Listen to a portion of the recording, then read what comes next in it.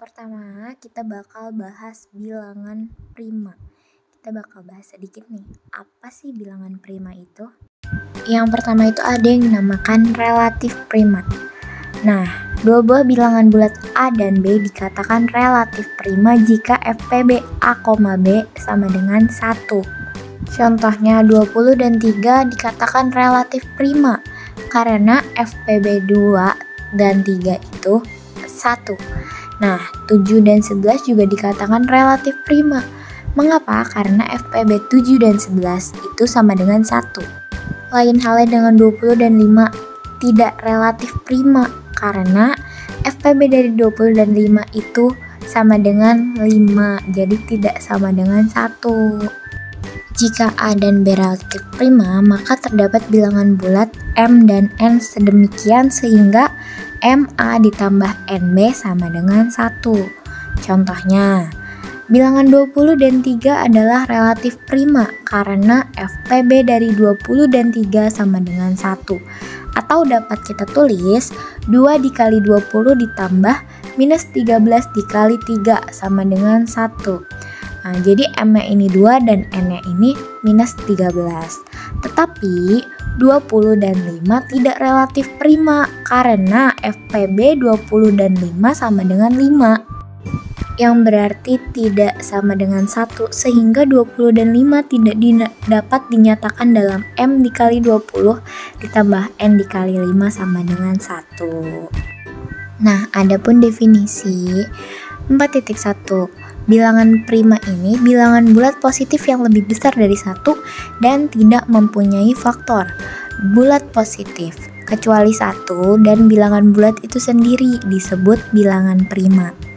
Bilangan bulat positif yang lebih besar dari 1 dan bukan bilangan prima bisa kita sebut bilangan komposit atau tersusun. Karena bilangan prima harus lebih besar dari 1, maka barisan bilangan prima dimulai dari 2, yaitu 2, 3, 5, 7, 11, 13, dan seterusnya. Nah, seluruh bilangan prima adalah bilangan ganjil, kecuali 2 yang merupakan bilangan genap. Bilangan selain prima disebut bilangan komposit, misalnya 20. Nah, kenapa sih? Karena bilangan 20 ini dapat dibagi oleh 2, 4, 5, dan 10. Selain dari 1 dan 20 itu sendiri. Jadi, barisan bilangan prima itu ada 2, 3, 5, 7, 11, 13, 17, dan sebagainya. Dari barisan bilangan komposit itu 4, 6, 8, 9, 10, 12, 14, 15, dan seterusnya.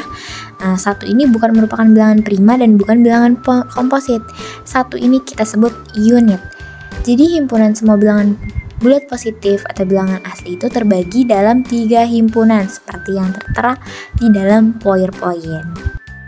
Nah, ada juga teoremanya nih. Setiap bilangan bulat positif yang lebih besar atau sama dengan 2 dapat dinyatakan sebagai perkalian 1 atau lebih bilangan prima. Nah, contohnya itu 9 itu sama dengan 3 kali 3, 100 itu sama dengan 2 kali 2 kali 5 kali 5, atau 210 itu dapat kita uraikan atas faktor-faktor prima. Ada 2 kali 3 kali 5 kali 7, atau bisa kita balik-balik. Nah, selanjutnya itu bentuk perkalian bilangan prima itu tunggal, kecuali urutan dari bilangan-bilangan prima tersebut. Hal ini disebut teorema faktorisasi tunggal.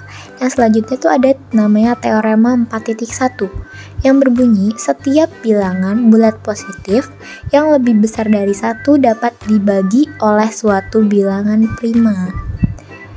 Nah, yang teorema selanjutnya itu teorema 4.2. Suatu bilangan positif yang lebih besar dari 1 adalah suatu bilangan prima atau bilangan itu dapat dinyatakan sebagai perkalian bilangan-bilangan prima.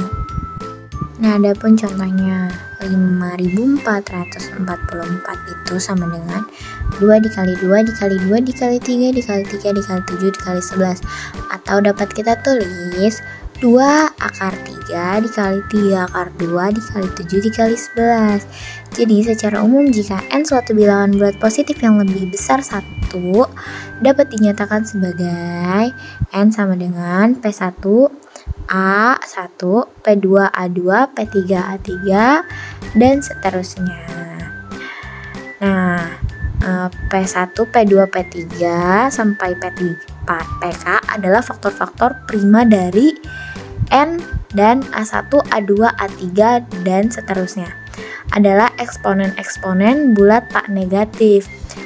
Nah, 1 disebut representasi dari N sebagai perkalian bilangan-bilangan prima atau disebut bentuk kanonik dari N. Thank you for watching. Bye-bye.